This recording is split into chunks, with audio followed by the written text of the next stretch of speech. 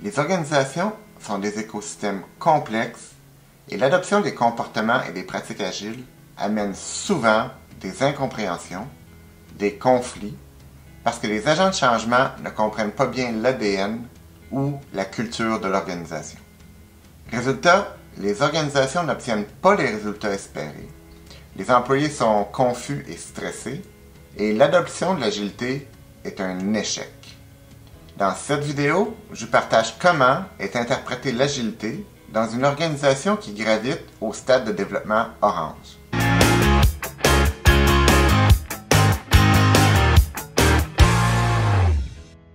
Je suis Martin. Depuis plus de 10 ans, j'accompagne les organisations dans la modernisation de leurs pratiques de gestion et dans l'adoption des comportements agiles. Aujourd'hui, je vous propose d'utiliser les couleurs décrites par Frédéric Laloux dans Reinventing Organizations pour mieux comprendre la culture des organisations orange et pour adapter votre approche d'intervention et vos communications. Avant de commencer, souvenons-nous que la couleur est une simplification du mode de fonctionnement qui a permis à l'organisation de s'adapter à son environnement et de prospérer. Par conséquent, aucune couleur n'est mauvaise en soi. Elle décrit simplement le stade d'évolution d'une organisation. Pour aider les organisations à compléter avec succès leur adoption des comportements et des pratiques agiles, il faut comprendre l'écart entre la culture actuelle de l'organisation et les principes et valeurs agiles. Pour y arriver, nous devons nous mettre dans la perspective, dans la couleur, de l'organisation que nous voulons aider afin de comprendre son interprétation de l'agilité. Au niveau orange, la philosophie fondamentale est l'amélioration de la performance et de l'efficacité de l'organisation pour qu'elle se distingue de la compétition. Pour organiser son fonctionnement, l'organisation orange établit des stratégies et des objectifs et elle récompense par des bonus ceux qui dépassent les attentes. L'amélioration des performances de l'organisation passe par un processus mécanique d'optimisation des composantes. Les humains qui composent l'organisation sont donc comme des parties d'un système. On parle de réingénierie des processus, d'augmenter la cadence, de retirer les freins à la performance, d'aligner les stratégies. La culture gravite à orange si la majorité de ces affirmations décrivent la structure, le mode de gestion et le rôle de leader dans l'organisation. Les organisations orange sont pragmatiques. Elles préfèrent une approche structurée et l'utilisation de méthodologies à suivre pour implanter l'agilité. Qu'est-ce qui amène une organisation orange à mettre en place l'agilité? C'est généralement la volonté d'améliorer l'efficacité et les performances des équipes.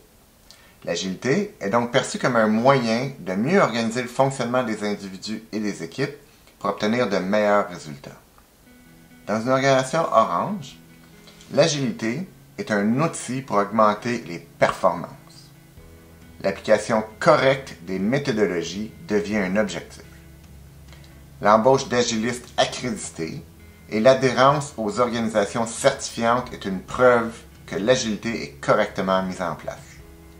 L'utilisation de métriques et la comparaison des performances entre les équipes deviennent des indicateurs de succès. La résistance au changement est présente dans toutes les organisations. Par contre, dans une organisation orange, ce sont surtout ceux qui ont obtenu du pouvoir, à cause de leur niveau hiérarchique ou de leur expertise, qui vont résister le plus à l'adoption. Les rôles de gestionnaire, de chargé de projet ou d'architecte sont souvent ceux qui résistent le plus, initialement, à l'adoption de l'agilité. Dans une organisation orange, le rôle de Scrum Master s'apparente à celui d'un gestionnaire de projet.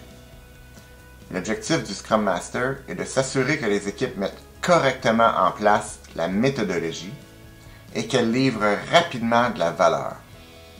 Le rôle du coach agile est de développer les compétences des Scrum Masters et d'étendre l'adoption des pratiques aux différentes unités de l'organisation.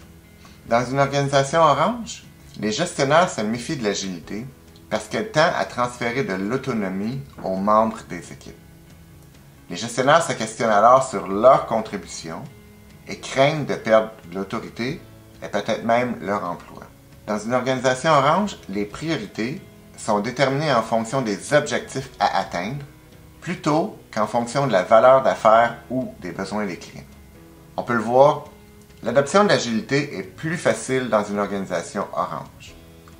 L'approche d'intervention tourne d'abord autour de l'adoption de méthodologies sélectionnées et par la mise en place de mesures de performance.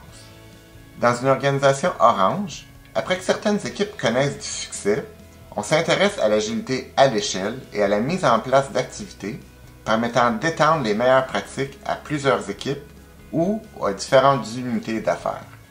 Ceux qui se sentent confortables dans l'implantation d'approches structurées trouvent leur place dans une organisation orange. Par contre, ceux qui sont davantage interpellés par les aspects humains de l'agilité souhaitent pousser l'adoption des pratiques centrées vers les humains et les équipes auto-organisées. Dans la prochaine vidéo, je partage comment est interprétée l'agilité dans une organisation qui gravite au stade de développement vert.